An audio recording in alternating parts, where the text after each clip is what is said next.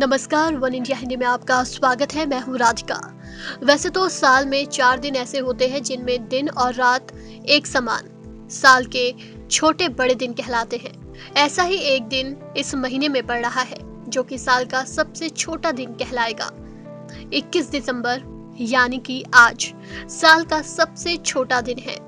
इस खगोलीय घटना को विंटर सॉल्स्टिस कहा जाता है। सबसे पहले तो समझते हैं कि सॉल्स्टिस क्या है।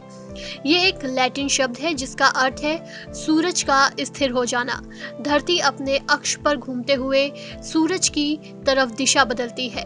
ऐसे में धरती का जो हिस्सा सूरज के संपर्क में आता है उसे सॉल्स्टिस शब्द से जोड़ दिया जाता है।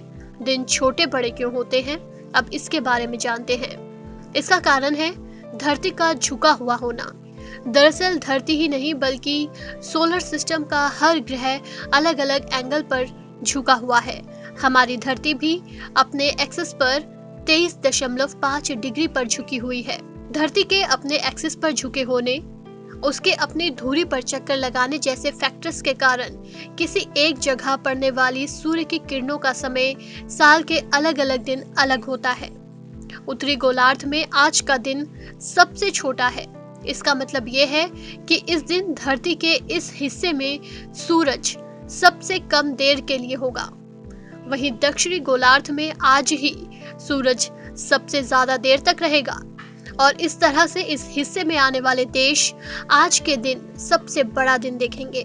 जैसे अर्जेंटीना, ऑस्ट्रेलिया और दक्षिण अफ्रीका में आज से गर्मी की शुरुआत हो रही है।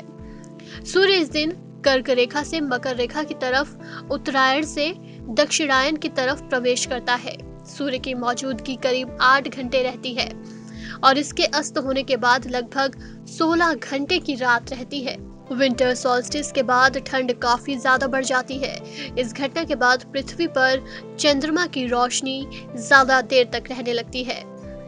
इस दिन का धार्मिक महत्व भी है। मान्यता है कि इसे धनुमास का अंतिम दिन और वास्तविक संक्रांति के नाम से जाना जाता है और तकरीबन 1700 साल पूर्व इसी दिन मकर संक्रांति भी मनाई जाती थी। इस खबर में फिलहाल इतना ही। तमाम अपडेट्स के लिए बने रहिए वन इंडिया के साथ।